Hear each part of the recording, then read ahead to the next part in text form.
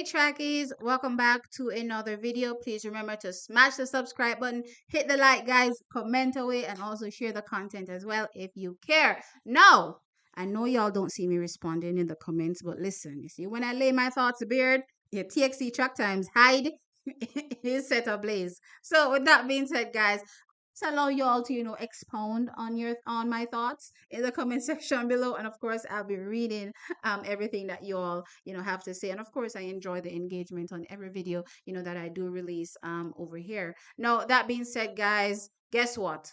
The J3s has jumped on the ball. They're like, we saw what went down at the world release. Jamaica only managed to qualify 2 of a possible 5 teams that can represent us at the World Championships coming up in September. Now, the teams that we qualified, the women's 4x1 and the men's 4x4. Incidentally, last year we had so much problems in terms of qualifying the men's 4x4. J3 is like, all right, we saw what happened. We have to jump on it at the same time and try to qualify the men's 4x1, the mixed 4x4, and the women's 4x400 meters. No, they intend to have relays scheduled for the Racers Grand Prix coming up on June 7th. Now, guess what? Glenn Mills has already okayed it and said, yeah, man, come through with the teams so that Team Jamaica can have all 5 teams represent us at the World Championships coming up, as I said, in September. Now, as things stand right now, when it comes to the teams that, are going to be down to,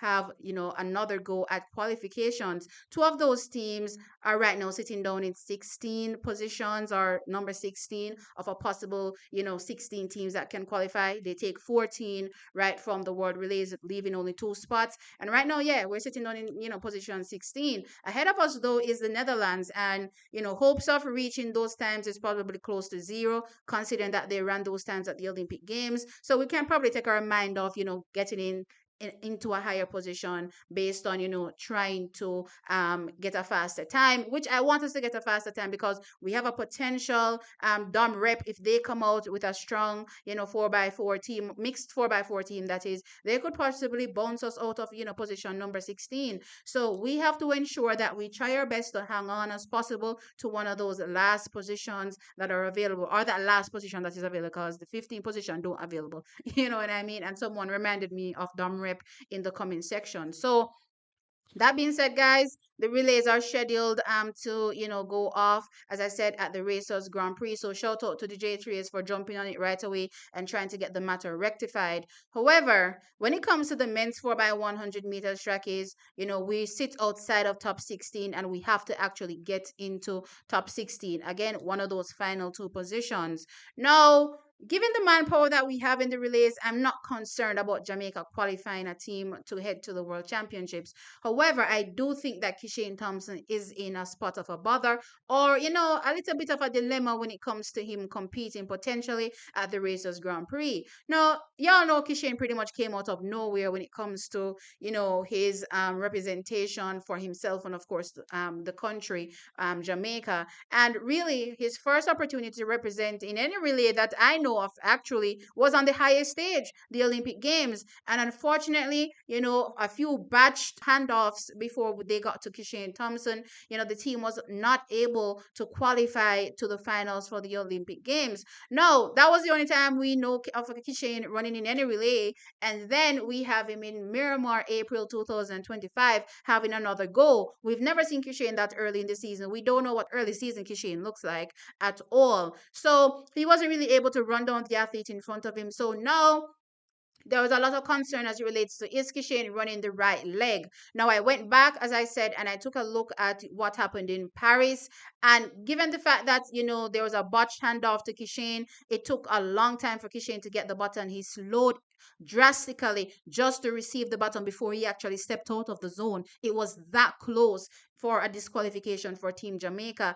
And he tried his best. He did accelerate, towards the, the latter, maybe last 30 meters of the race, trying to catch up. He was making ground, but unfortunately, again, he ran out of space, right? And I attribute that, as I said, to the fact that the botched handoff to him, he pretty much cut his speed totally to receive that button. And then again, by the time he got back into his top speed, the race was virtually completed. Now, I personally want to give Kishane more opportunities or that was my thought process at least before, I say, okay, Kishane isn't the best for an anchor leg. Really and truly, I wanted to see him run some more, on that anchor leg. And World Relays was literally the perfect opportunity to see Kishane again. Based on what was happening in practice, I have to say, shout out to Kishane. I don't know if Stephen Francis is working, with him behind the scenes when it comes to, receiving the baton, but I'm actually very impressed for an athlete that has zero history in my mind when it comes to relays. Don't know what was going on with him from a high school perspective because,